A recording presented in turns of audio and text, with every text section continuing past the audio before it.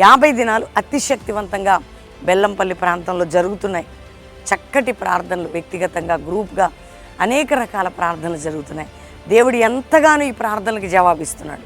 దేవుని బిడ్డలారా, మీ ప్రాంతాల్లో వరద లేని వారు వచ్చి పాలు పొంది చక్కటి ప్రార్థన శక్తి పొంది అక్టోబర్ 17 50 దినముల ముగింపు సభ బెల్లంపల్లిలో సాయంత్రం 4 గంటలకే.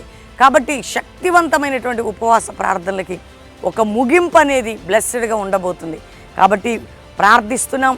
దేవుడు మీ రహదారులని ఆయన ద్వారాలు తెరిచి బలమైన కార్యాన్ని దేవుడు చేయబోతున్నాడు. మీ అందరినీ కూడా దేవుడు దీవించును గాక. Praise the lord.